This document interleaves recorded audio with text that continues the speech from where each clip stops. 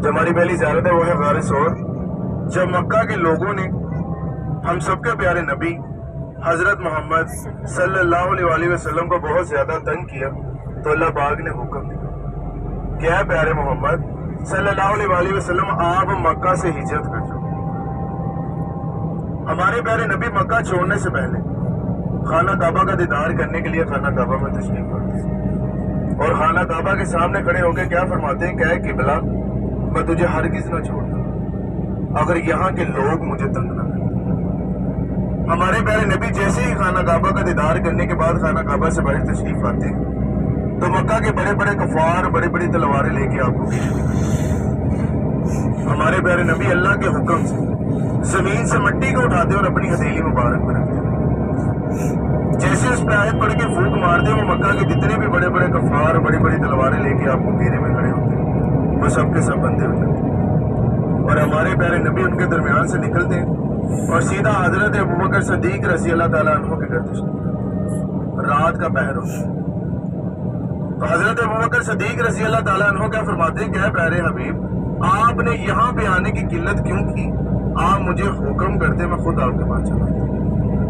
हमारे प्यारे नबी फरमाते हैं, क्या सिद्दीक, हमें अल्लाह का हुक्म हो गया, अगर अल्लाह पाक की जात चाहती तो हर चीज गर्क करती, क्योंकि वो हमारे आखिरी नबी।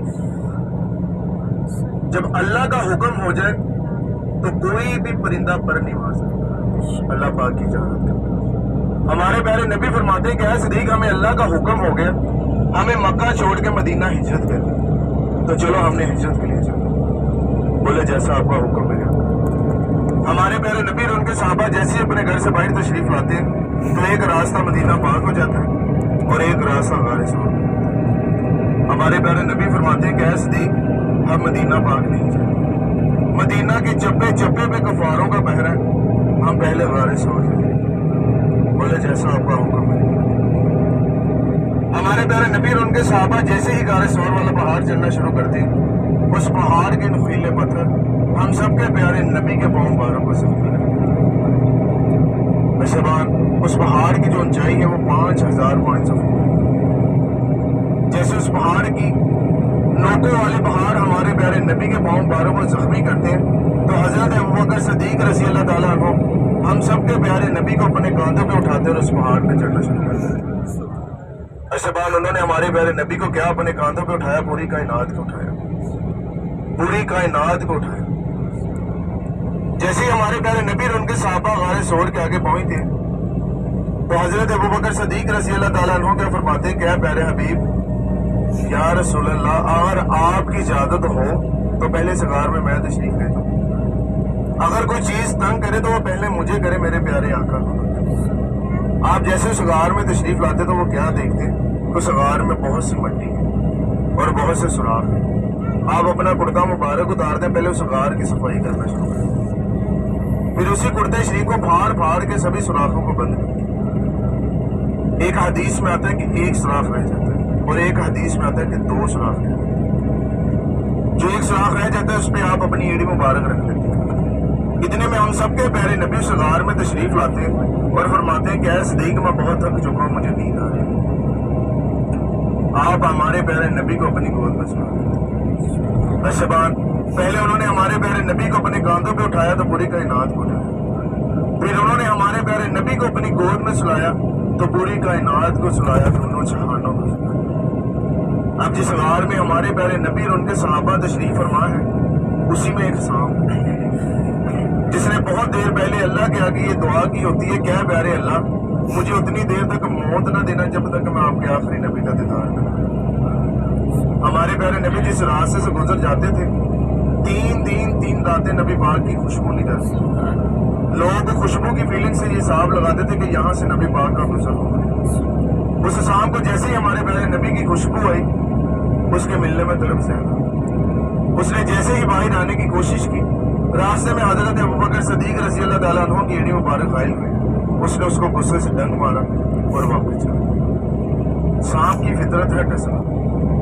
सारी रात ऐसे सिलसिला चलता रहा। सुबह हुई, दर्द के मारे हुए आपकी आंखों से आंसू निकले और सीधा चेहरा मोहम्मद में सल्लल्लाहु अलैहि वसल्लम। हमारे प्यारे नबी नींद से बेदार होते हैं और फरमाते हैं, क्या सदीक तू क्यों रो रहा है?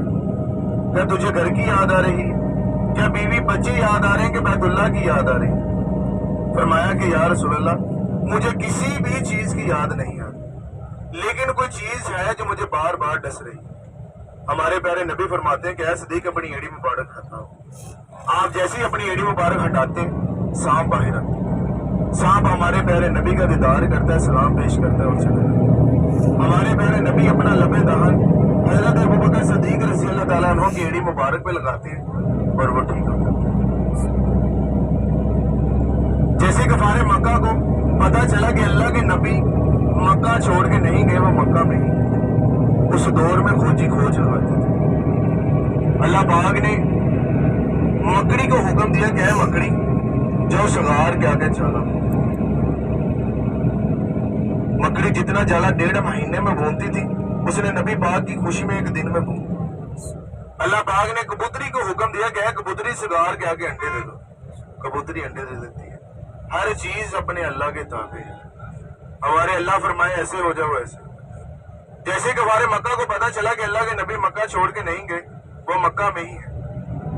उस दौर में पाँव के निशानों के जरिए आते थे। जैसे खोजियों ने खोज लगाई, सगार तक पहुंची। अल्लाह पाक की जात ने कफारे मक्का को अंधा कर दिया। उन्होंने क्या देखा कि अगर अल्लाह के नबी सगार में दाखिल होते तो ये जाला टूटा होता, ये अंडे टूटे होते। इस जाले से देख के तो ऐसा लग रहा है जैसे बहुत साल हो गए कि कोई इस गार में गया ही नहीं। कफारे मक्का जैसे बातें करने के बाद चले जाते हैं। हमारे प्यारे नबी और उनके सहाबा उस गार से बाहर तशरीफ लाते हैं और सीधा मदीना पाक को रवाना हो जाते हैं। हदीस के मुताबिक, रवायत के मुताबिक वो 2 ऊंटनियों पे बैठ के 21 दिन बाद मदीना पाक पहुंचते हैं। अब अल्लाह पाक की जात अर्शे मोहल्ला पे सारा माजरा देख रही है कि मक्के वालों ने मेरे प्यारे नबी के साथ क्या किया। अब मैं देखता हूँ मदीने वाले का